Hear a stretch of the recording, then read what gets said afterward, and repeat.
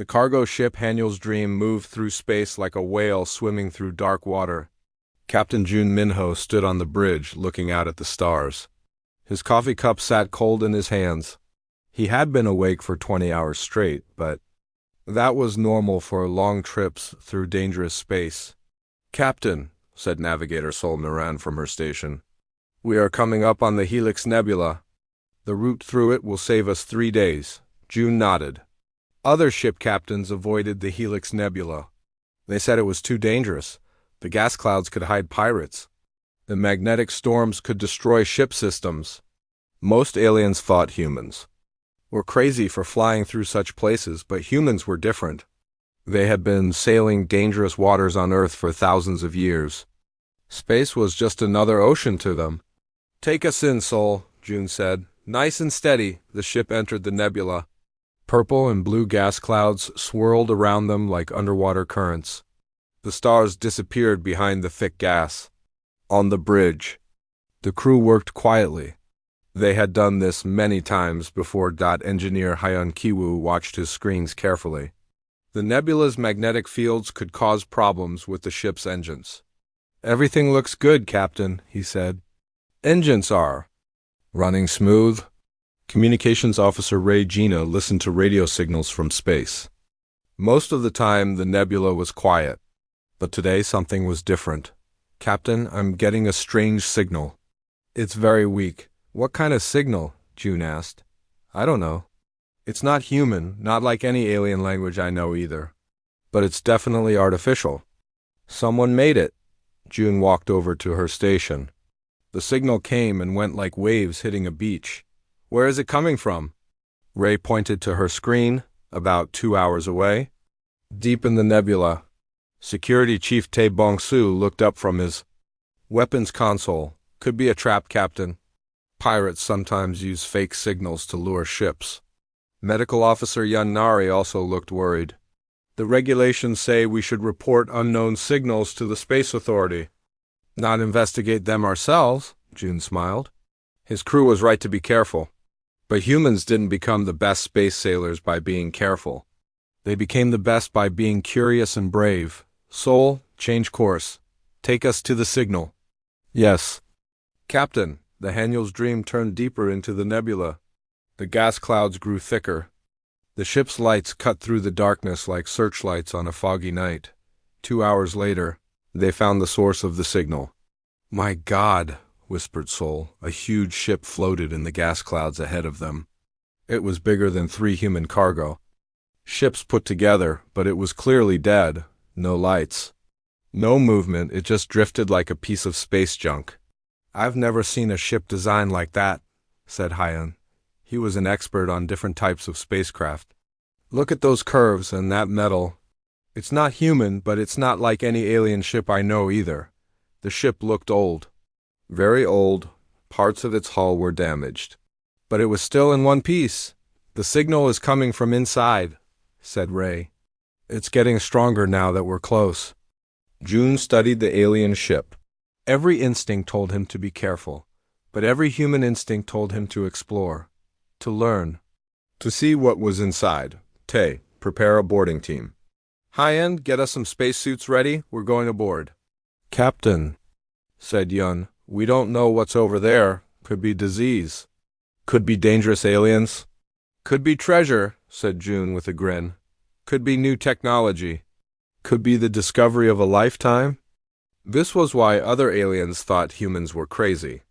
Any sane species would call for help, would wait for experts, would follow proper procedures. Humans just suited up and went to look. 30 minutes later, June floated in space between the two ships. Tae and Hyun floated beside him. Their spacesuits had lights that cut through the nebula gas. The alien ship looked even stranger up close. "There?" said Tae, pointing. "Looks like an airlock." They flew to the alien ship's side. The airlock was different from human designs, but they could figure out how it worked. Hyun used his tools to carefully open it. "Air pressure is good," he reported. "Atmosphere is breathable for humans." They entered the alien ship. Their boots made soft sounds on the metal floor. Emergency lights flickered on as they moved forward, as if the ship sensed them. "The ship's computer is still working," said Heian with surprise. After all this time, they moved through empty corridors. The walls were covered with strange symbols that looked like writing, but it was unlike any alien language they knew. "Wait," said June, stopping. "Sol, are you seeing this through our suit cameras?" "Yes, Captain. Those symbols ... they look familiar." "How can they look familiar? We've never seen this ship before." Sol's voice came through their radios. "They remind me of something. Old navigation charts from Earth, from when humans first learned to sail the oceans. That was impossible. This ship was clearly alien, and it was ancient. How could it have? Symbols that looked like human sea charts?" They reached what looked like the ship's bridge, and there they found the crew. 3 alien bodies sat at control stations. They had been dead for a very long time, but their faces were frozen in expressions of pure terror. "What were they so afraid of?" whispered Tay. June looked around the bridge. Everything seemed normal. No signs of battle, no damage. The aliens had just ... died of fear. "Captain," said Heian. His voice was shaking. "You need to see this." He was looking at one of the alien computer screens. Strange symbols moved across it, the same symbols that were on the walls. "I think this is a log," Heian said. "A record of..." "What happened? Can you translate it?" "I'm trying." "The captain ... I think they were running from something. Something that scared them so much they died just thinking about it." June felt a chill run down his spine. What could scare aliens to? Death? And why did the ship's symbols look like human sea charts? "Pack up everything you can," he ordered. "We're taking this information back to our ship. We need to study it." As they gathered alien data files, none of them noticed the new signal that had started broadcasting from deep in the ship's computer core. Something ancient was waking up, and it was very, very hungry. Back on the Haniel's Dream, the crew worked hard to understand what they had found. Engineer Heian connected the alien data files to their computer systems. The symbols on the screens looked like they were moving, changing shape when no one was looking directly at them. "This is strange," said Heian, wiping sweat from his face. "The alien computer files are huge. Much bigger than they should be." Medical Officer Yun studied the data about the dead aliens. Their bodies show no signs of injury or disease. But their brain patterns, something scared them so badly that their hearts just stopped. Captain June stood behind them, watching the alien symbols scroll across the screens. Something about them made him feel uneasy, like being watched by something hiding in dark water. "Sol, any luck with those navigation symbols?" he asked. Navigator Sol looked up from her charts. "Captain, this is impossible." "These alien symbols match star charts from old Korean fishing boats from over 500 years ago.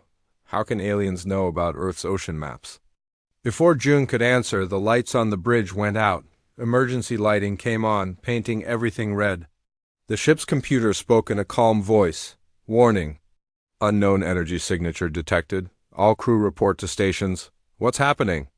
asked Communications Officer Ray. "I don't know," said Hyun, checking his screens. "Something is interfering with our power systems. It's like something is draining energy from the ship." The temperature began to drop, fast. "June," said Yun, her voice shaking. "Look at the alien data files." The symbols on the screen were moving faster now. They twisted and changed, forming shapes that hurt to look at. And something else was happening. The symbols were spreading, moving from screen to screen like a virus. "Shut it down," ordered June. "Disconnect everything." "I'm trying," said Hyun. His hands moved quickly over the controls. "It's not responding. The files are copying themselves into our main computer." Then they heard it. A sound like wind blowing through empty spaces, but they were in space. There was no wind. Security Chief Tay grabbed his weapon. "Captain, something is moving in Cargo Bay 3. The sound grew louder. It was coming from everywhere at once. The walls, the ceiling, the floor. "All crew to the bridge," ordered June over the ship's communication system. Emergency lockdown. The crew of 12 humans gathered on the bridge. Everyone looked scared but ready to fight. This was what humans did best. When facing the unknown, they didn't run, they stood together. What are we dealing with? Asked Tay. I don't know, said June. But whatever was on that alien ship, we brought it here. The ship's lights flickered. In the dark moments between the flickers, shadows seemed to move in ways that shadows shouldn't move. Yun was scanning with her medical equipment. I'm detecting multiple life forms. But that's impossible. The scans show they're everywhere and nowhere at the same time. Captain, whispered Ray, the radio is picking up voices. Human voices, but no one is transmitting. What are they saying? Ray listened to her headphones. Her face went pale. They're calling for help. Different voices, men and women. They sound terrified, but, Captain, these are voices from our crew. There are voices, but saying things we never said. The temperature dropped even more. Their breath began to show in the cold air. Something is playing with us, said Tay. Trying to scare us? It's working, admitted Hyan, but June noticed something. While his crew was afraid, they weren't running away. They weren't panicking like the aliens had. Humans had dealt with fear before. They had sailed through storms and fought monsters in Earth's deepest oceans. This was just another kind of storm. Yun, run a full scan on all of us, he ordered. Check our brain patterns. Why? Because I think these things feed on fear, and I want to know how human brains are different from alien brains. Yun worked quickly with her medical scanner. Captain, this is amazing. Our brain patterns are completely different from the dead aliens. When humans get scared, our brains don't shut down. They speed up, we think faster, react faster. The old fishing boats, said Sol suddenly. Captain, I think I understand the symbols. They're not just star charts. They're warnings, maps of dangerous waters. Places where sea monsters lived. Sea monsters, repeated June. What if the old stories were true? What if humans have been fighting these things for thousands of years? The shadows moved again. This time everyone saw them. Dark shapes flowed along the walls like liquid night. They had no solid form, but somehow they seemed hungry. They're coming, said Tay. The shadows poured into the bridge from every direction. They moved like water, but water that was alive and angry. When they touched the walls, the metal grew cold. Frost formed in strange patterns. The crew stood back to back in the center of the bridge. 12 humans facing creatures from the dark between stars. The shadows reached for them with fingers, made of nothing. But something strange happened. When the shadow fingers touched human skin, they pulled back like they had been burned. They can't touch us easily, said June with surprise. Yun was still scanning. Our brain frequencies. The electromagnetic patterns from human brains are hurting them. It's like we naturally produce something they can't stand. Use the ship's communication system, ordered June. Broadcast our brain patterns through the speakers. Hyan's hands flew over the controls. Broadcasting now.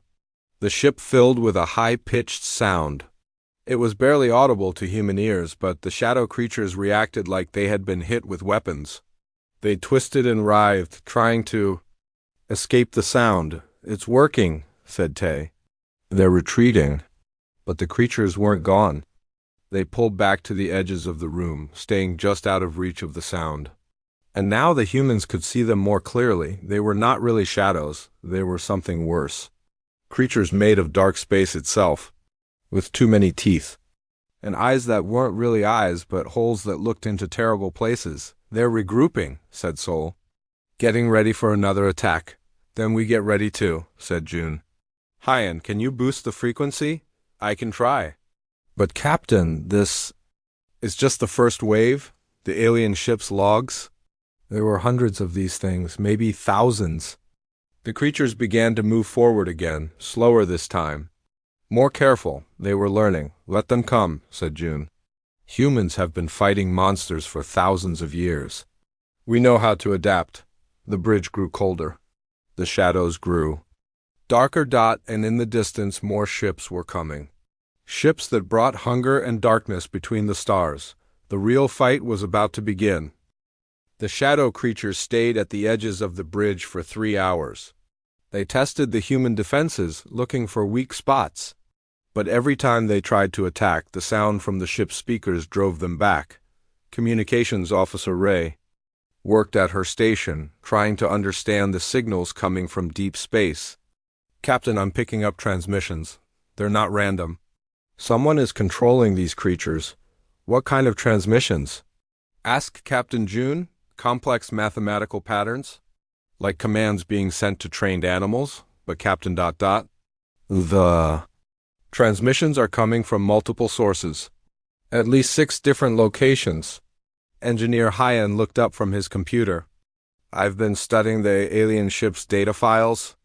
The creatures have a name. The files call them Voidborn, and there's something else, the aliens who died.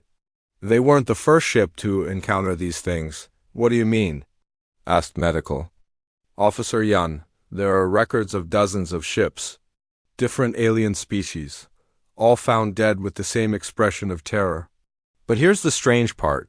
No human ships are mentioned. Ever." Navigator Sol was studying the star charts on her screen. "Captain, I've been comparing the locations where ships were attacked. They form a pattern. The attacks are slowly moving toward human space. Like someone is herding these creatures toward our colonies." June felt a cold anger growing in his chest.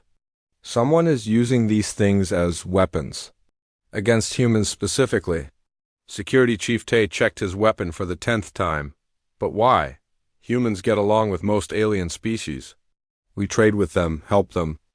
"That might be the problem," said Sol quietly. "Think about it. In 50 years, humans have become the best space travelers in the galaxy. We go places other species won't go. We explore dangerous regions and turn them into safe trade routes." "So?" asked Hyan. "So we're changing the galaxy, making it smaller. Other species used to control trade by being the only ones brave enough or crazy enough to travel certain routes. Now humans do it better and cheaper." Ray suddenly looked up from her communication station. Her face was pale. "Captain, I just decoded part of the transmission. It's not random math, it's coordinates. And the coordinates are for human colonies." "Which colonies?" "All of them. Every human settlement in this sector. The creatures are being given target lists." The shadow creatures at the edge of the bridge seemed to sense the humans' anger. They pulled back even further as if afraid. "There's more," said Ray, working frantically at her controls. "I'm detecting a reply signal. Coming from somewhere in this nebula. Someone is answering the commands. Can you trace it?" "I'm trying, but the signal is moving." "Whatever is sending it, it's on a ship." June made a decision. "Sol, plot a course to intercept that signal. We're going to find out who's behind this." "Captain," said Yun, "that could be dangerous. What if there are more creatures on that ship?" "Then we'll deal with them," said June. "But I want answers."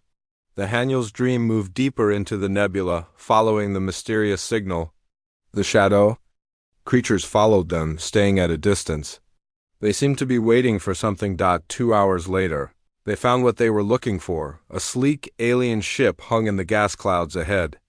It was beautiful, made of smooth curves and bright metal, very different from the ancient derelict they had found earlier. "I recognize that design," said Hyan. "That's an ethereal ship. They're one of the oldest alien civilizations. Very advanced. Very peaceful."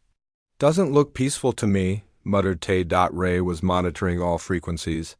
"The control signals are definitely coming from that ship. But Captain, there's something else. I'm detecting at least 20 more ships hidden in the gas clouds, all ethereal design." "A whole fleet," whispered Sol. "Trying to hail us," reported Ray. "They want to talk." "Put them through." The main screen filled with the image of an alien being. It looked almost human, but its skin was pale blue and its eyes were too large. When it spoke, its voice was like music. "Human vessel, I am Commander Vale of the Ethereal Consortium. You have interfered with a necessary operation." "Necessary?" said June. "You're using those creatures to attack human ships." "We are correcting a mistake," said Vale calmly. "Your species expands too quickly. You explore regions that should remain unexplored. You disturb the natural order of the galaxy. By sailing through dangerous space, by opening new trade routes, by being reckless, other species respect the boundaries of safe space. You humans go everywhere, do everything. You will upset the balance that has existed for thousands of years. Yun stepped forward. So you decided to kill us all? We decided to guide you back to safer regions. The Voidborn are ancient guardians. They were sleeping in the deep spaces between stars. We simply woke them up. And pointed them at human colonies, said Tay angrily. The Voidborn are attracted to chaotic minds, human minds. You think differently than other species? More wildly, it makes you dangerous. June laughed, but it wasn't a happy sound. We're dangerous because we're curious, because we explore? You are dangerous because you are unpredictable. Because you survive in places where others die? Because you adapt when others give up? Those sound like good things. They are disruptive things. The galaxy was peaceful before humans learned to travel between stars. Sol was studying her navigation charts. Captain, I've found something interesting. The regions they say we shouldn't explore, they're all rich in rare minerals and energy sources. Regions that would make anyone who controlled them very wealthy. Ah, said June, understanding. This isn't about keeping the peace. This is about keeping control. You want humans to stay in safe, poor regions of space while you control the valuable areas. Commander Vale's musical voice became colder. You will return to your designated territories. The Voidborn will ensure this. I don't think so, said June. In fact, I think we're going to do exactly the opposite. The alien looked surprised. You cannot fight the Voidborn forever. They will overwhelm you eventually. Maybe, but humans have been fighting sea monsters since before we learned to build boats. We know something about monsters that you don't. What is that? June smiled. Monsters are afraid of us too. The ethereal ship suddenly moved, trying to escape, but June was ready. Tay, target their engines. Sol, follow them. Ray, broadcast everything we just learned on all frequencies. I want every human ship in this sector to know what's happening. Yes, Captain. The chase began. But the Haniel's dream wasn't running away this time. It was hunting. And the shadow creatures that had been following them suddenly seemed less frightening. After all, humans had always been the best hunters on Earth's oceans. Space was just a bigger ocean. The ethereal ships drove the Haniel's dream deeper into the nebula, toward a region that made even experienced space sailors nervous. The Maelstrom sector was famous throughout the galaxy as a ship graveyard. No vessel that entered had ever come out alive. Captain, said Navigator Sol, her voice tight with worry. They're herding us toward the Maelstrom. We need to change course. No, said Captain June, studying the swirling chaos ahead. They expect us to turn around. To run. That's what any sane species would do. Maybe being sane isn't such a bad idea, muttered Engineer Hyan. The space ahead looked like a hurricane made of stars and dark matter. Gravity waves twisted and turned, creating whirlpools that could crush a ship in seconds. Lightning made of pure energy jumped between gas clouds. It was beautiful and terrifying. All ships avoid the Maelstrom for good reason, said Medical Officer Yun. The gravitational forces alone would tear us apart. Would tear apart a normal ship, corrected June. But the Haniel's dream was built for heavy cargo runs through dangerous space. We're stronger than most vessels. Security Chief Tay was watching the ethereal ships on his screens. They're staying back, Captain. Maintaining distance from the Maelstrom's edge. Because they're smart, said Communications Officer Ray. Captain, please reconsider. No one survives the Maelstrom. June looked at his crew. He saw fear in their faces, but also trust.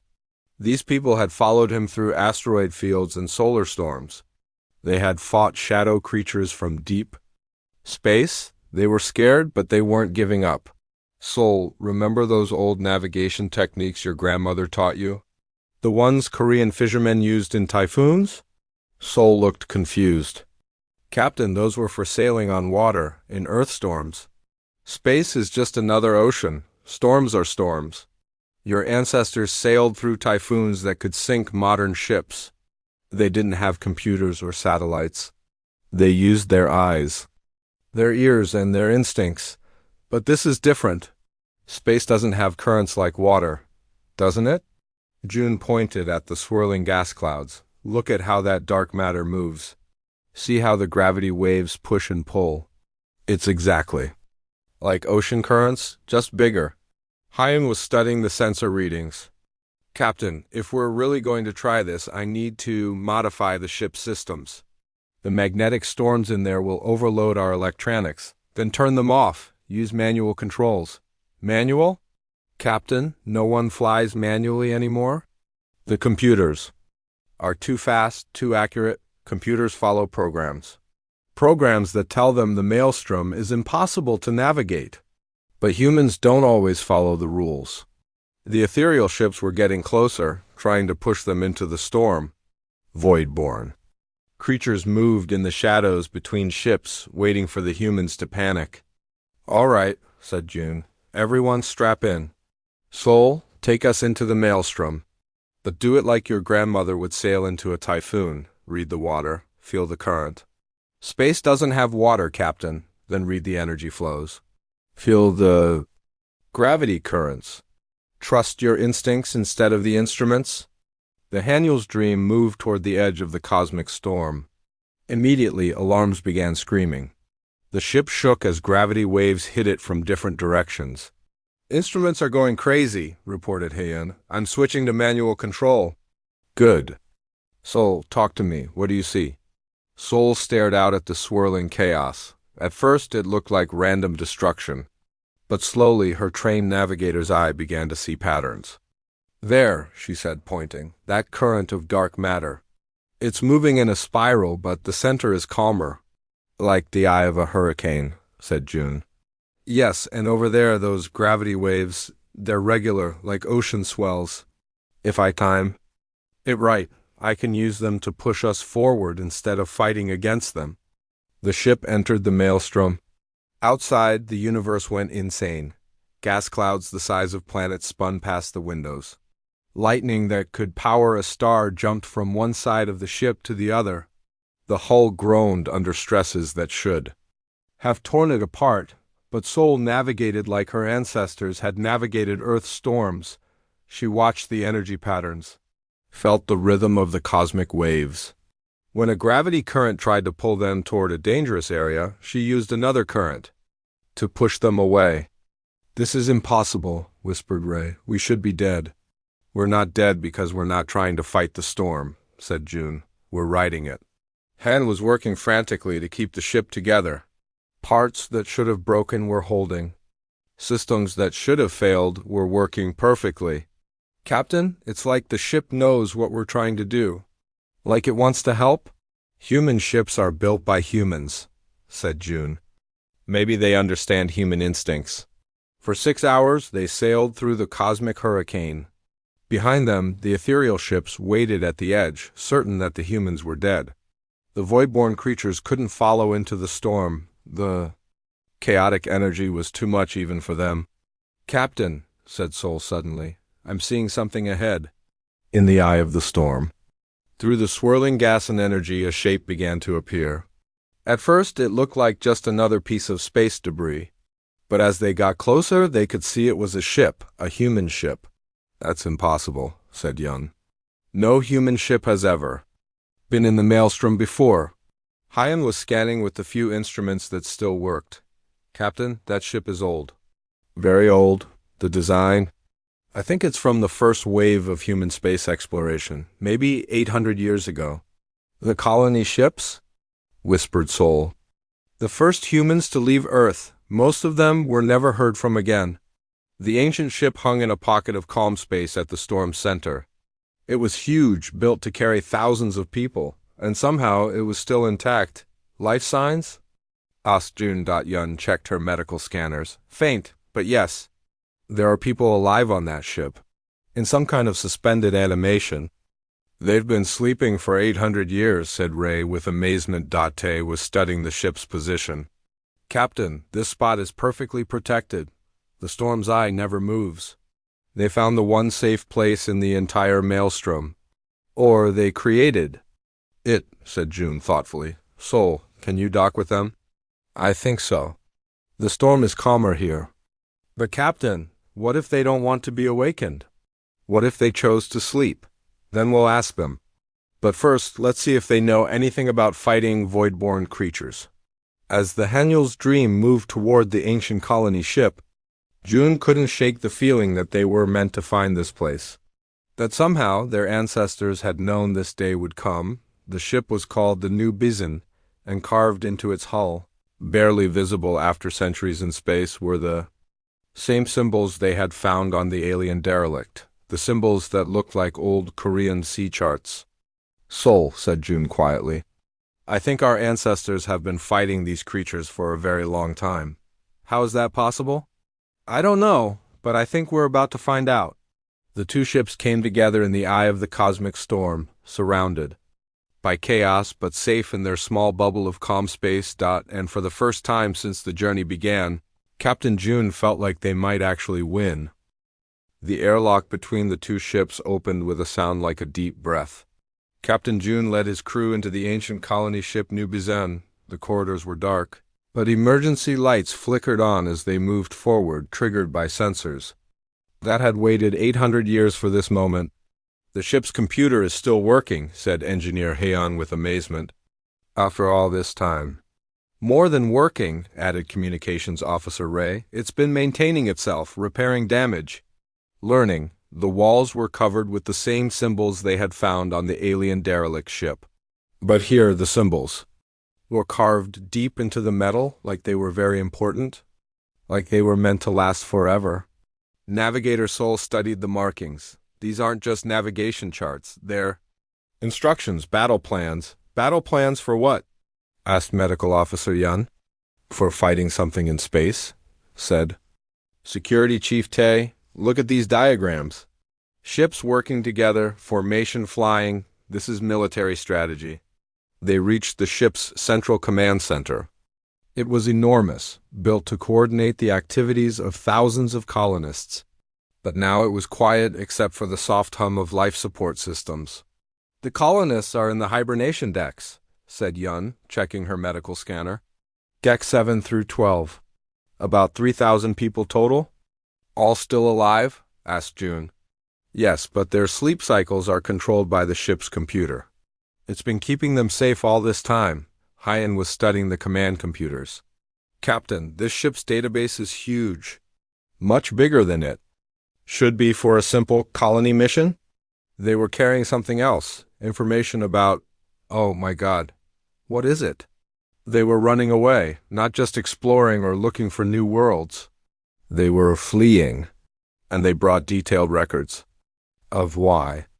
June felt a chill run down his spine. Wake up their leaders. We need to talk to them. 30 minutes later, the ship's medical bay hummed with activity. The awakening process was slow and careful. The first person to open her eyes was a woman, with admiral stripes on her ancient uniform. Where ... She said weakly. How long? Admiral Bio Xianghua, said Yun, reading from the medical files. You've been asleep for 800 years, you're safe. The admiral's eyes focused on June's uniform, modern human space service. You're human, from Earth? My name is Captain June Minho. We found your ship in the maelstrom. Admiral Bio tried to sit up. The maelstrom? We made it to the eye? The calculations were correct? You've been here for 8 centuries. Admiral, we need to know why you came here. What you were running from. As more colonists awakened, the story began to emerge. Chief Scientist Mia Haijin was the first to explain. We weren't just colonists, she said, her voice still weak from the long sleep. We were survivors. Earth was under attack. Attack from... Who? Asked Sol. The Voidborn, said Admiral Bio. Creatures from the dark between stars. They came to Earth first, drawn by something in human minds, something that called to them across the galaxy. But that was 800 years ago, said Ray. If Earth was attacked, how are we here? How did humanity survive? Mia smiled weakly. Because humans are very good at fighting monsters. We have been doing it for thousands of years already. She gestured to the symbols on the walls. Those marks aren't just navigation charts. They're songs, battle songs. The same songs Korean fishermen sang when fighting sea monsters in Earth's oceans. Sea monsters were real? Asked Hyun. Very real, and they weren't from Earth. They were void-born scouts. Small ones. Humanity had been fighting them since we first learned to sail. We just didn't know what they really were. Admiral Bo stood up slowly, gaining strength. When the main void-born force arrived, we were ready. Sort of, Earth's magnetic field helped protect us. Our minds naturally produced frequencies that hurt them. And we had something else. What? We had experience?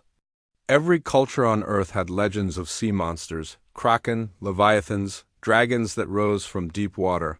Those weren't myths. They were battle reports. Mia activated a wall screen showing images from the ancient databases. The Voidborn were drawn to Earth by human brain patterns. Our creativity, our curiosity, our willingness to explore dangerous places. They saw us as a threat. A threat to what? Asked June. To their feeding grounds. The Voidborn survived by draining life energy from living beings. They had been hunting in this galaxy for millions of years, moving from species to species. But every species they encountered either ran away or died quickly. Except humans, said Sol. Except humans, we fought back. We adapted, we learned their weaknesses. And worse, from their point of view, we were getting stronger. Admiral Bo brought up tactical displays on the command screens. The war lasted 50 years. Humans versus Voidborn across all of Earth's solar system. We lost billions of people, but we won. How? Asked Tae. Storm singing, said Mia. The old battle songs sung by groups of humans working together created resonance frequencies that the Voidborn couldn't tolerate. Combined with Earth's magnetic field and human technology, we drove them back into deep space. But some of us left Earth anyway, continued Admiral Bo. We knew they would return someday. So we took colony ships to the most dangerous regions of space. Places where we could prepare, where we could wait. And you've been waiting here for 800 years, said June, waiting and learning. The ship's computer has been studying the Maelstrom's energy patterns, learning how to use cosmic forces as weapons. We're much stronger now than when we left Earth. Yun was studying the medical data from the awakened colonists. Captain, this is incredible. These people have genetic modifications, enhancements that make them naturally resistant to psychic attacks. All humans have them now, said Mia. The war changed us, made us stronger. Every human born since the Voidborn War carries the genetic memory of how to fight them. That's why the creatures couldn't touch us easily on my ship, said June with understanding.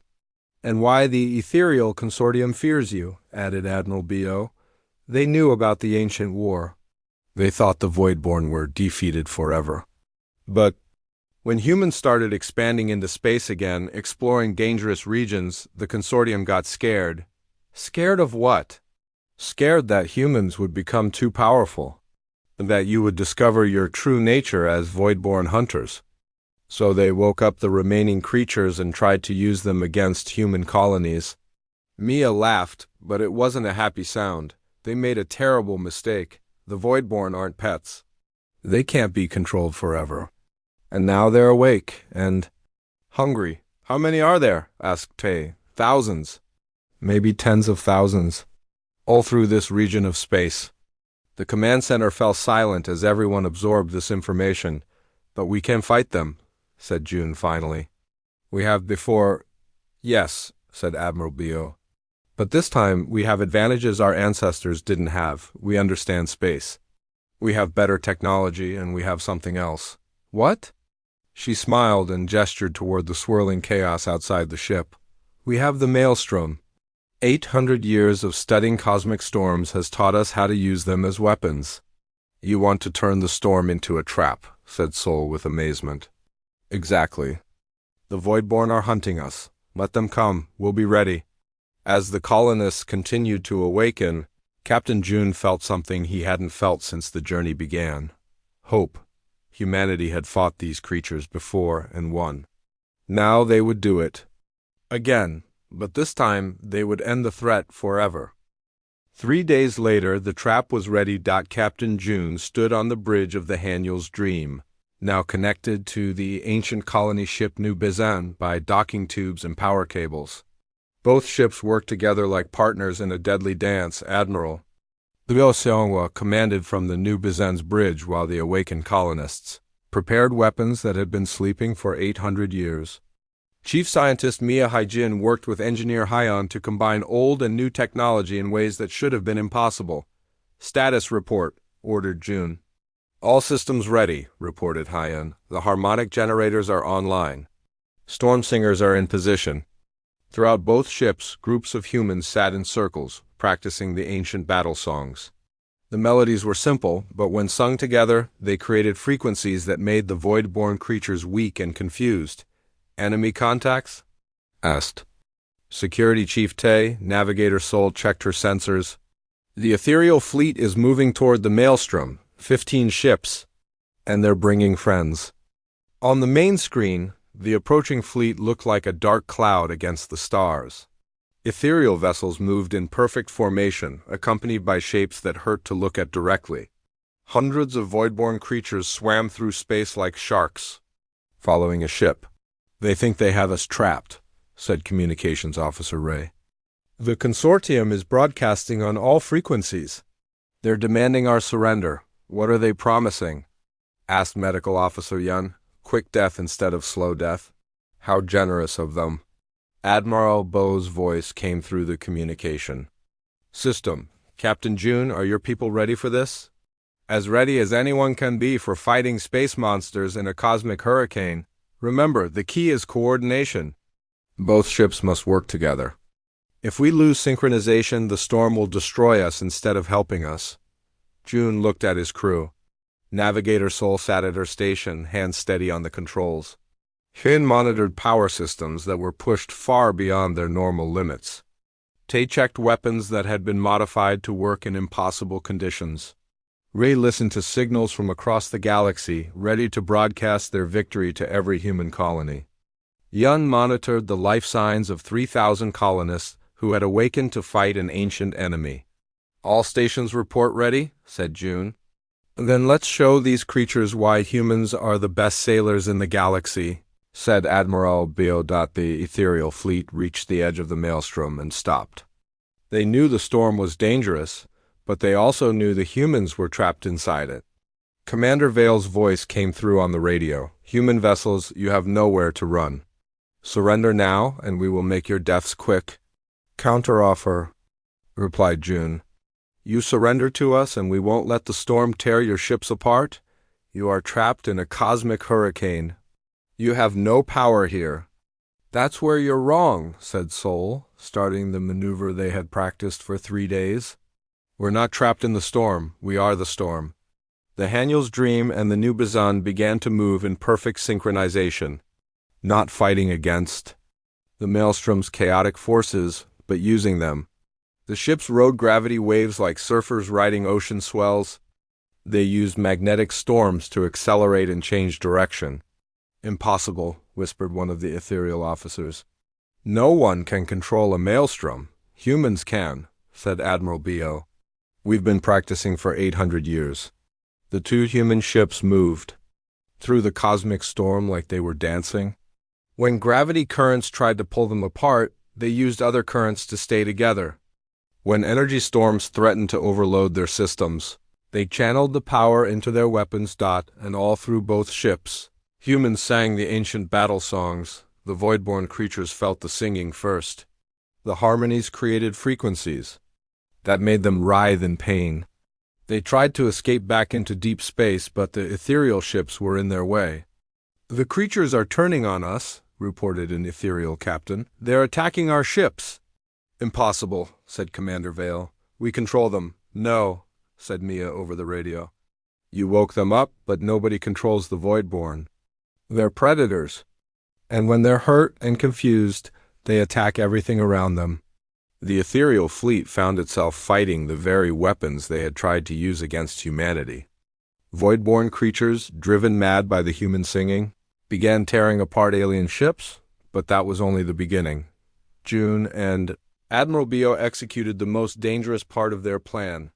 Using techniques learned from 800 years of studying the maelstrom, they began to reshape the storm itself. Now, ordered June, both ships fired their modified engines directly into the storm's energy currents. The harmonic generators created resonance patterns that spread through the entire maelstrom. Slowly, carefully, they began to direct the cosmic hurricane's power. "It's working," said Sol with amazement. "We're actually steering the storm." The maelstrom began to move, its eye shifting toward the ethereal fleet. Gravity waves that could crush planets rolled across space. Lightning that could power a star jumped from ship to ship. "Retreat," ordered Commander Vale. "All ships retreat," but it was too late. The cosmic storm reached out like a giant hand and grabbed the fleeing vessels. Ethereal ships that had seemed so advanced and powerful were torn apart like paper boats in a typhoon. The void-born creatures, caught between the human singing and the cosmic storm, began to dissolve. They were creatures of dark space and cold emptiness. The chaotic energy of the maelstrom was too much for them. "All enemy contacts destroyed," reported Tay. "The few surviving ethereal ships are running for deep space." "And the void-born?" asked Yun. "Gone. The storm energy dispersed them back into whatever dark dimension they came from." But the humans weren't finished. "Ray, open channels to every human colony, every space station, every ship in this sector," ordered June. "Channels open, Captain." "This is Captain June Minho of the cargo vessel Haniel's Dream, broadcasting with Admiral Bio Senghua of the colony. Ship New Bizin. We are transmitting complete records of the Ethereal Consortium's conspiracy against humanity." The data files went out across the galaxy. Evidence of the planned attacks. Recordings of Commander Vale admitting to using the Voidborn as weapons. Proof that humanity had been targeted for elimination. We are also transmitting technical data on Voidborn creatures and how to fight them. Any human ship that encounters these creatures now has the tools to defend itself. Within hours, the news reached every corner of human space. And from there, it spread to alien worlds and space stations throughout the galaxy. "The Galactic Union is calling for an emergency session," reported Ray. "They want to hear testimony about the conspiracy." "And the other alien species?" asked June. Mixed reactions. "Some are angry at the ethereals for risking everyone's safety. Others are asking humans for protection from remaining void-born creatures." Admiral Bio appeared on the main screen, smiling for the first time since awakening. "Captain, we've received a message from Earth. The home fleet is requesting permission to escort us back to human space. Both ships? Both ships. The New Bizin and her crew are being offered full citizenship and modern equipment. Apparently, 800-year-old humans are still humans." June looked out at the maelstrom, now calm and peaceful again. The cosmic storm that had protected the ancient colonists was settling back into its natural patterns. "Sol, plot a course out of the storm. Take us home." "Yes, Captain. Which home?" "We have colonies throughout this sector now." "The newest one," said June. "Let's see how humanity has grown while our friends here were sleeping." As the two ships moved toward the edge of the maelstrom, June received a final transmission from the fleeing ethereal fleet. "This isn't over, human," said Commander Vale. "Your species is still dangerous, still disruptive." "You're right," replied June. "We are dangerous. We're dangerous to anyone who threatens innocent people. We're disruptive to anyone who tries to control the galaxy through fear. You will regret this day." "No," said Admiral Bio, joining the conversation. "You will regret waking up creatures you couldn't control. You will regret threatening a species that has been fighting monsters since before we learned to sail. And you will regret discovering that humans don't just survive in dangerous places." "What do you mean?" June smiled as he looked out at the vast ocean of stars. "We mean that humans don't just survive in dangerous places, Commander. We make dangerous places safe for everyone else. The transmission ended. The ethereal ships disappeared into deep space. And the Haniel's Dream and the New Bisons sailed home together, carrying news that would change the galaxy forever. 6 months later, Captain June received a new assignment. Commander of the first human deep space patrol, tasked with protecting other species from cosmic threats they could not face themselves. His crew accepted without hesitation. After all, the galaxy was a big ocean, and humans had always been the best sailors. The end.